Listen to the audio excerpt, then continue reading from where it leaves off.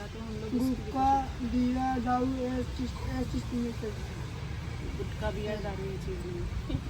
नमस्कार दोस्तों, तो मैं आज हूँ बलौदा बाज़ार में और मैं आई हूँ मिलने अर्चना ठाकुर दीदी से, जो कि है अंजोर सेवा संस्थान की संचालिका। तो चलो अंजोर क्या है इसके बारे में जानते हैं अंजलि दीदी के मुझसे। तो बताइए दीदी, अंजोर है क्या? सबसे पहले तो नमस्कार आप सभी को मेरा। दिशा, अंजोर के बारे में ऐसे क्या जानना चाहते हैं आप? मतलब ये जो अंजोर नाम तो बहुत सुना है, बहुत सारे चैनल में ऐसे नाम रहता है, तो आपने इसको किस लिए रखा है अंजोर नाम? मतलब किस पर्पज़ पे रखा है? अभी हाल में तो हमारा जो है अंजोर नाम वो अंजोर सामाजिक सेवा संस्थान के नाम से है, जिसपे हम लोग बहुत से हमारे कार्य क्षेत्र हैं, जिसमें हम लोग सामाजिक कार्य जो है वो करते हैं। और पर्टिकुलर अंजोर के बारे में बताऊं तो हम लोग को आज 5 साल हो गए हैं इस पे काम करते। तो हम लोगों ने जब इस कार्य की शुरुआत जब करी थी, तब हम लोगों ने वही सोचा कि हम धीरे धीरे मतलब आगे बढ़ते जा रहे हैं, अपने सामाजिक कार्य क्षेत्र को बढ़ाते जा रहे हैं, लोग हमसे जुड़ते जा रहे हैं। तो अंजोर मतलब ये एक छत्तीसगढ़ी फॉर्म में अंजोर मतलब उजाला होता है, प्रकाश मतलब जैसे जैसे दिन चढ़ते जाता है बढ़ती जाती है रोशनी जो है, बस वही सोच करके हम लोगों ने अंजोर नाम लिया था इसके लिए। किस क्षेत्र पे है ये? मतलब हमारा जो क्षेत्र है अंजोर, ये सामाजिक कार्य जैसे बोला जाए, समाज में जितनी भी अड़चने हैं, जितनी भी मुश्किलें हैं, उन लोगों को पहले हम लोग ढूंढते हैं कि कहाँ पर क्या समस्या है। वैसे तो हमारा कार्य क्षेत्र सभी क्षेत्र में हम लोगों ने काम किया है, जिसमें विशेष रूप से हम शिक्षा पे काम कर रहे हैं। इस पर अभी हम लोग अक्षरशाला हमारा एक स्कूल संचालित कर रहे हैं। और इसके अलावा हम लोगों ने घरेलू हिंसा से पीड़ित जो भी महिलाएँ होती हैं, लैंगिक उत्पीड़न से महिलाएँ जो पीड़ित होती हैं, उन लोगों के लिए हम लोगों ने कार्य किया है। और मेंस्ट्रुएशन हाइजीन, मासिक धर्म के ऊपर कई गाँव में जा के अवेयरनेस प्रोग्राम दिया है। उसके अलावा भी जो बच्चे पढ़ नहीं पाते हैं, उन लोगों के लिए फ्री निःशुल्क जो है ट्यूशन क्लासेस अवेलेबल करा करके दिया है। और भी बहुत सारे कार्य क्षेत्र हैं हमारे, जिनको भी ज़रूरत पड़ती है वो हमसे संपर्क करके आते हैं, और हम बहुत कोशिश करते हैं कि उनका समाधान हम कर सकें। तो इस काम को करते हुए आप लोगों को कितना साल हो गए? अभी ये हमारा 5वां साल है। वैसे मतलब कागज़ी के रूप में देखें, कागज़ी तौर पे देखें तो हम लोगों ने अपना रजिस्ट्रेशन जो है 2020 में कराया हुआ है, और आज हमको 2020 से देखा जाए तो ये 2024 है। तो कागज़ी क्षेत्र में देखें तो 4 साल हम लोग को हो गए हैं, वैसे काम करते हैं 5वां साल हम लोग का। तो जो ये अंजोर सेवा संस्थान है, इसमें जो भी आप लोगों ने काम किया उससे फ़ायदा क्या हुआ है आप लोगों को अभी तक?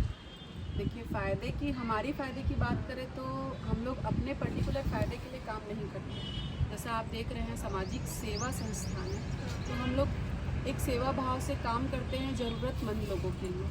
तो परिवर्तन की बात करें तो परिवर्तन में हम लोगों ने जिस भी कार्य क्षेत्र को चुना है, उसका समाधान हम लोगों ने जितना निराकरण उसकी करने की कोशिश की है वो लगभग हुआ है। जैसे अभी हम लोग प्रोजेक्ट अक्षरशाला जो हमारा कार्य चल रहा है, स्कूल जो हम लोगों ने संचालित किया हुआ है, वहाँ पर ऐसे वर्ग के बच्चे हैं जो लोग घुमंतु जनजाति के हैं, जिन लोग पढ़ाई का बिल्कुल भी उन लोगों को नहीं था कि पढ़ने से क्या होता है, पढ़ने से क्या फ़ायदे हैं, आगे स्कूल के क्या फ़ायदे हैं, वो लोग बिल्कुल भी उस चीज़ से अवेयर नहीं थे।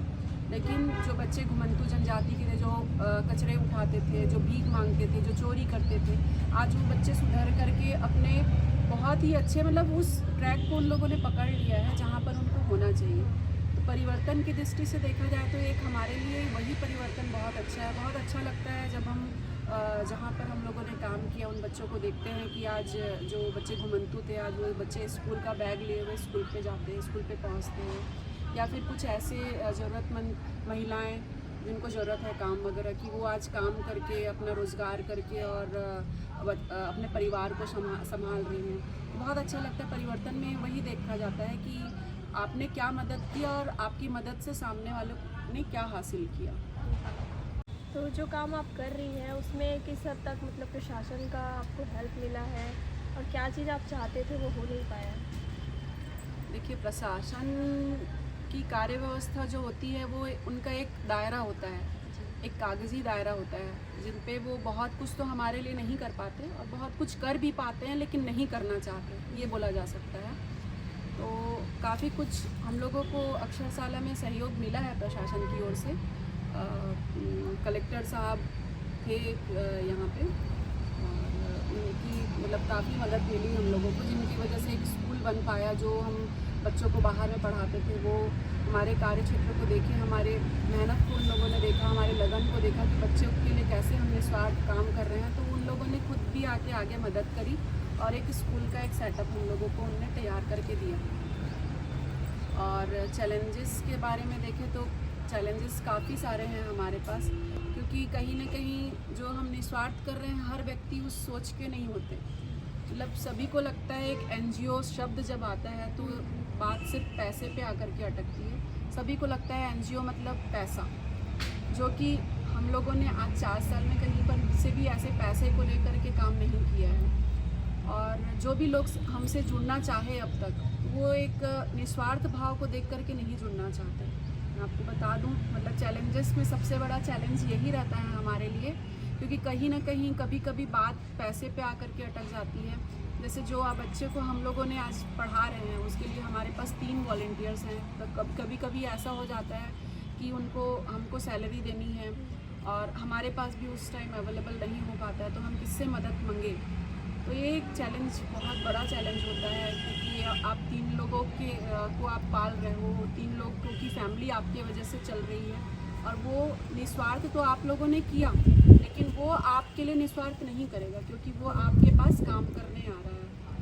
तो ऐसा होता है कई बार कि उनको समय पे कभी हम सैलरी नहीं दे पाते, बहुत टाइम पे देते हैं, देना तो पड़ता ही है क्योंकि हम लोगों ने उनको हायर किया हुआ है। तो चैलेंज यहीं पर आते हैं, मतलब कभी कभी पैसे पे ही बात आकर के अटक जाती है। और भी काफ़ी सारे चैलेंजेस आते हैं, लोग कभी कभी परेशान करते हैं बेवजह कि एक NGO इन लोगों ने बना रखा है, तो कहीं ना कहीं कोई बहुत बड़ी इनकम होगी, बहुत बड़े सोर्सेस होंगे इनके पास इनकम के, जो कि हमारे पास ऐसा नहीं है कुछ भी। जैसे कि आपने बताया कि आप लोगों ने 5 साल की मेहनत की है, तो आप लोग आगे और क्या चाहते हैं, क्या क्या चाहते हैं कि वो? देखिए, रोटी कपड़ा मकान, ये शब्द तो आप लोगों ने सुना ही होगा। तो एक जो कार्य क्षेत्र पे हम लोगों ने अभी काम कर रहे हैं, तो वहाँ के बच्चे लोगों को हम लोगों ने स्कूल तक तो पहुँचा दिया, लेकिन जो वर्तमान में हम बलौदा बाज़ार में यहाँ पे काम कर रहे हैं, तो उस कार्य क्षेत्र के लिए जिनके लिए हम काम कर रहे हैं, उनके पर्टिकुलर एक शेड्स के लिए, मतलब जहाँ वो रह सके, उनके लिए पानी की व्यवस्था हो जाए, उनके रोज़गार के लिए कुछ व्यवस्था हो जाए, उनके लिए हम काम कर रहे हैं। जिसके लिए हम लोगों ने स्थानीय लोक अदालत से लेकर के रायपुर की लोक अदालत में हम लोगों ने केस फाइल किया हुआ है, और उनके लिए काफ़ी लड़ाई हम लड़ रहे हैं, जिस पे हम अकेले साबित हो रहे हैं। काफ़ी सारे यहाँ के जो प्रशासनिक अधिकारी हैं, उनसे हम लड़ाई लड़ रहे हैं, उनके नीड्स के लिए लड़ाई लड़ रहे हैं। वो चीज़ जो है वो हम कहीं ना कहीं से हमारे पास चूक हो रही है, या हमारे पास वो हैंड्स नहीं मिल पा रहे हैं जो आगे आकर के हमारी मदद करें और उनकी मदद कर पाएँ उस निस्वार्थ भाव से। तो वही चीज़ है जो नहीं हो पा रही है, मतलब हम उनके अधिकार को उन तक नहीं पहुंचा पा रहे हैं, उनके अधिकार को नहीं दे पा रहे हैं उनको, क्योंकि हर एक इंसान के लिए पानी की सुविधा जो होती है बहुत महत्वपूर्ण होती है, जो हम नहीं कर पा रहे हैं। जैसे कि आपने बताया कि इतने सारे आप लोगों ने काम किए हुए हैं, पूरे 5 साल हो गए आप लोगों को, है ना, और आप ही बोल रही है कि आप लोगों को कुछ चाहिए नहीं, उसके बदले आप लोग निस्वार्थ काम कर रहे हैं। जैसे पीछे लगा हुआ है फ़ोटो, आपने पहले ही बताया कि आप लोगों ने ये काम किया है, तो इसके पीछे मतलब आप लोगों को कुछ तो मिलता होगा। किस लिए आप लोग कर रहे हो, ये मैं जानना चाहती हूँ। देखिए, ज़रूरी नहीं है कि हर चीज़ पैसे पे ही आके अटके और बात पैसों पे ही हो, क्योंकि बहुत सारे मतलब बातें ऐसी होती हैं लोगों को ऐसा लगता है ना, हाँ, इसीलिए बस वही लगता है। तो ऐसा नहीं है, कहीं ना कहीं आत्मसंतुष्टि और सुकून वाली जो बात होती है, वो मुझे लगता है, और शायद मेरे से जुड़े जो 2-4 मेरे साथी हैं जो निस्वार्थ मेरी सोच के हैं, उनको भी यही लगता है कि अगर हाँ हम ये कर रहे हैं और उस दिन का काम अगर सक्सेस हो गया, तो वो जो सुकून आती है ना, मतलब सुकून जो मिलता है ना, वो कहीं नहीं मिल पाता। एक बहुत ही फेमस मूवी आप भी देखी होंगी या सुनी होंगी, एक सलमान खान की मूवी है जिसपे वो बोलते हैं कि आप 3 लोगों की मदद करो और फिर आगे चल के वो 3 लोगों की मदद करें। तो वही लगता है कि आज हम जो कर रहे हैं, हमसे जुड़ करके अगर लोग 100 लोग हमको देख रहे हैं या 100 लोग हमसे प्रेरित हो रहे हैं, तो वो 100 लोग अगर नहीं कर पाते, 100 में एक तो सोच का निकलेगा, उस सोच का निकलेगा। हाँ, आज नहीं तो कल वो करेगा इस चीज़ों को। तो बस वही चीज़ें हैं, बाकी ऐसे पैसों वाली तो कहीं पर बात नहीं है। जी, लोगों को जहाँ एनजीओ का बात आता है तो लोगों को यही लगता है कि कुछ मिलता होगा, पैसा मिलता होगा। आजकल निस्वार्थ कौन किसके लिए इतना करता है ना। तो इसीलिए लोगों तक ये बात पहुँचना बहुत ज़्यादा ज़रूरी है, जैसे आपने बताया। तो दोस्तों, जब मैं यहाँ आई, मैं यहाँ पे अर्चना दीदी से मिली, बहुत सारी बातें की। इन्होंने बताया कि 5 सालों में इन लोगों ने क्या क्या किया है। मुझे सच में बहुत ज़्यादा खुशी हुई। और अचानक मैंने यहाँ पे एक भैया को देखा जो मतलब मुझे थोड़े अलग से लगे। तो मैंने उनके बारे में दीदी से पूछा, तो इन्होंने मुझे बताया कि मतलब वो पहले किस टाइप के थे और आज कैसे हैं। मतलब बहुत ज़्यादा चेंज हुआ। आपके ही मैं मुँह से सुनना चाहती हूँ उसके बारे में।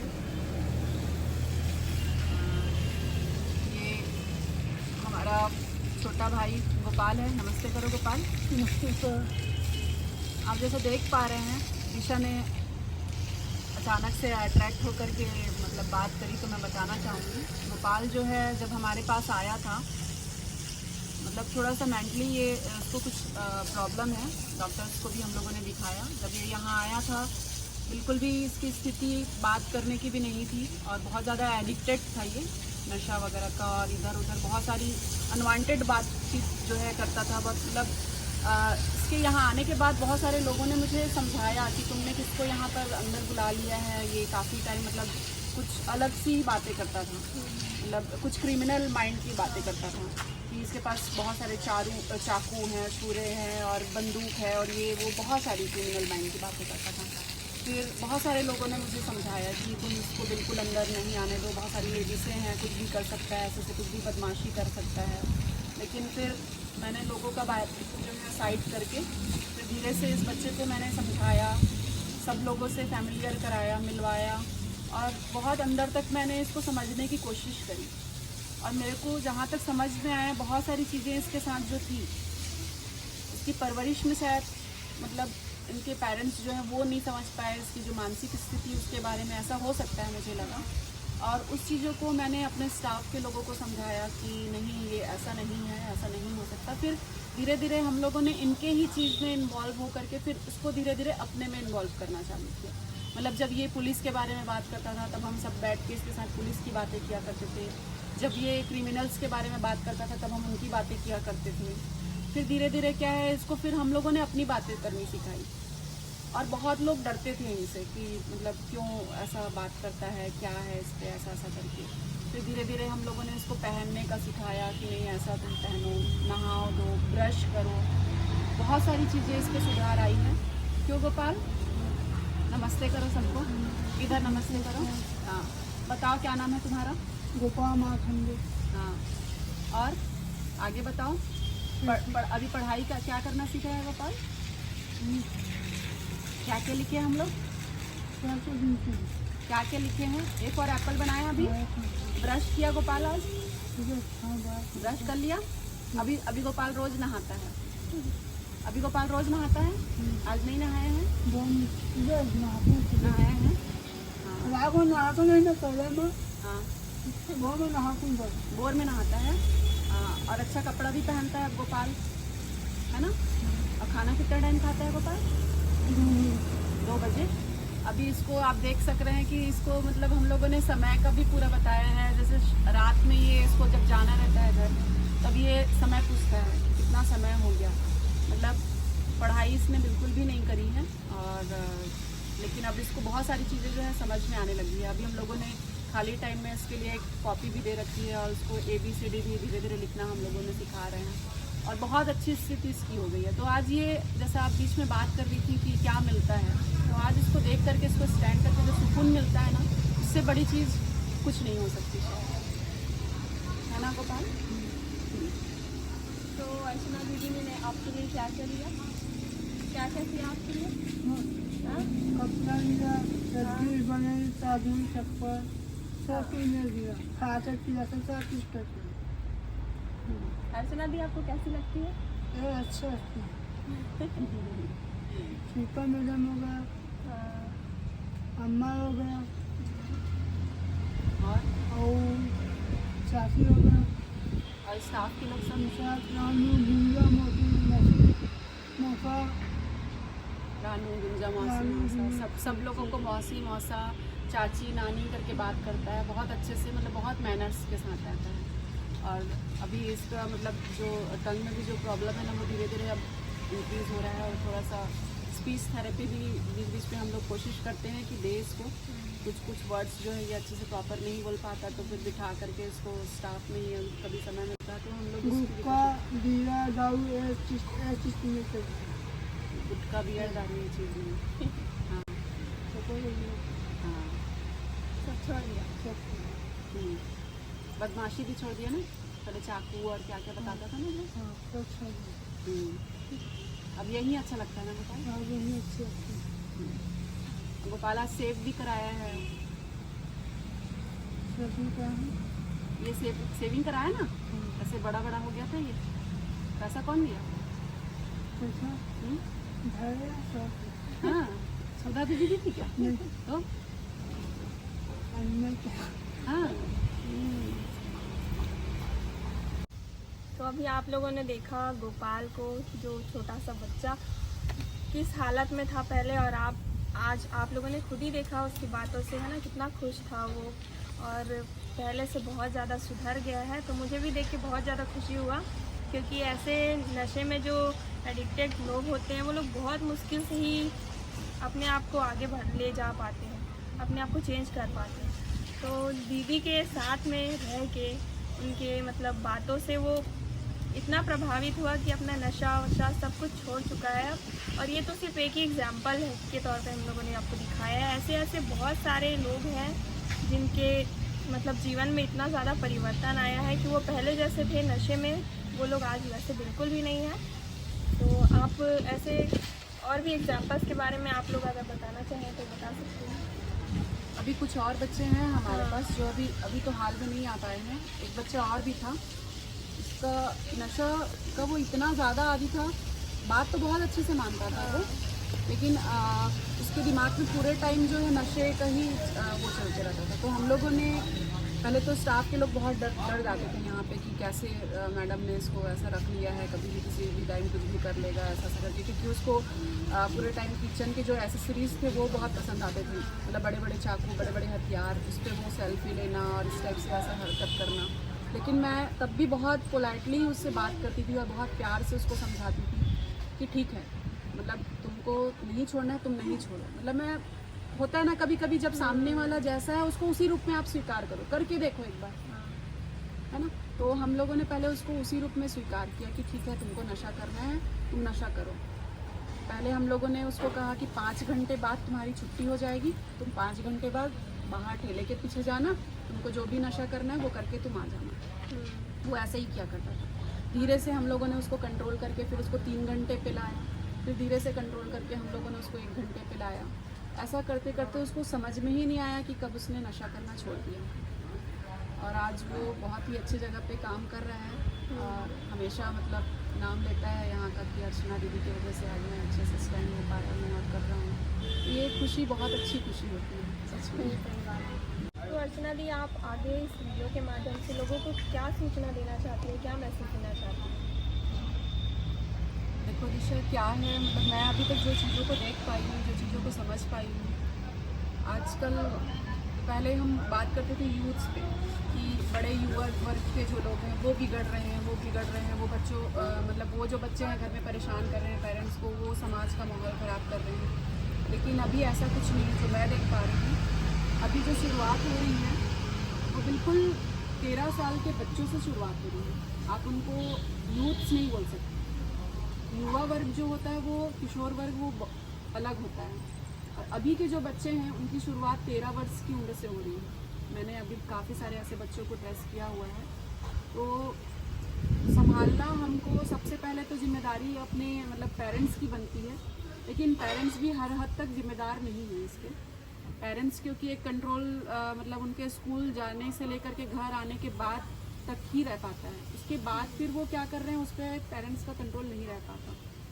तो मैं यही बोलना चाहूँगी कि इस मतलब दिशा में हर एक स्कूल में जहाँ पर स्कूल संचालित हो रहे हैं, जहाँ 13 साल की उम्र के बच्चे हैं, 14 साल के या उससे बड़े बच्चे हैं, उन लोगों को मतलब विशेष ध्यान दे करके पेरेंट्स से मतलब हमेशा रेगुलर एक पेरेंट्स और टीचर की जो मीटिंग होती है वो हमेशा होनी चाहिए।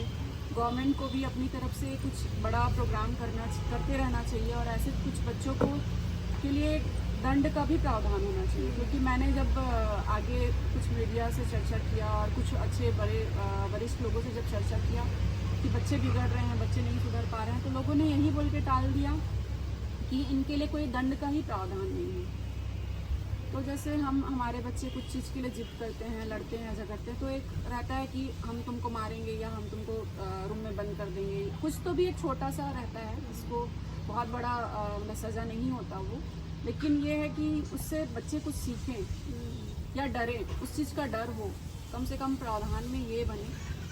तो अगर बहुत बुरा लगता है कि समाज में बैठा कोई वरिष्ठ सामाजिक कार्यकर्ता या फिर कोई बड़ा मीडिया कर्मी या कोई बड़े लोग, जिन लोग बहुत प्रतिष्ठित हैं, वो लोग ऐसा बात करते हैं कि ये तो सब फालतू की बेकार की बातें हैं, तो आगे फिर आप उज्जवल भविष्य की, बहुत अच्छे भविष्य की किसी यूथ की कैसे कल्पना कर सकते हैं। तो इस चीज़ का मतलब बहुत तकलीफ है हमको कि लोग क्यों नहीं समझ पा रहे हैं। और हम यही बोलना चाहेंगे, मैं यही बोलना चाहूँगी आप सभी माता पिता से, छोटे बच्चों से, बड़े बच्चों से, कि अपने घर के जितने भी छोटे बच्चे हैं, 13 साल 14 साल की उम्र के बच्चे जो कहीं जा रहे हैं, आ रहे हैं, तो वो कहाँ जा रहे हैं, क्यों जा रहे हैं, किस लिए जा रहे हैं, या नशा कर रहे हैं, कहाँ नशा कर रहे हैं, कैसे नशा कर रहे हैं, ये सब चीज़ों का विशेष ध्यान रखें। और पढ़ाई पर विशेष ध्यान देने के लिए बोले, पढ़ाई के प्रति उनकी रुचि बढ़ाने की कोशिश करिए। और ऐसा ही करके हम एक अच्छे समाज की कल्पना कर सकते हैं, नहीं तो हमारा जो ये समाज है वो बहुत जर्जर स्थिति में जाता जा रहा है। तो दोस्तों, आज की वीडियो में आप लोगों ने दीदी की बातें सुनी, आप लोगों को भी अच्छा लगा होगा, मुझे जैसे अच्छा लगा आप लोगों को भी अच्छा लगा होगा। और बातें सुनने के बाद बहुत सारे लोगों के मन में आता है कि हम भी मदद करें, लेकिन कर नहीं पाते, चाह के भी लोग मदद नहीं कर पाते हैं ना। तो आप लोग एक छोटा सा मदद घर बैठे ये भी कर सकते हैं कि दीदी का जो ये चैनल है आप लोग उसको सब्सक्राइब कर सकते हैं। इससे उन्हें बहुत ज़्यादा सपोर्ट मिलेगा लोगों की और ज़्यादा मदद करने में। तो आप लोग ये चीज़ कर सकते हैं, ज़रूर करिए, चैनल को सब्सक्राइब कर दीजिए। तो चलिए फिर आज के वीडियो को यहीं पे ख़त्म करते हैं और अपनी बातों को विराम देते हैं। धन्यवाद, नमस्कार, जय जोहार, जय छत्तीसगढ़।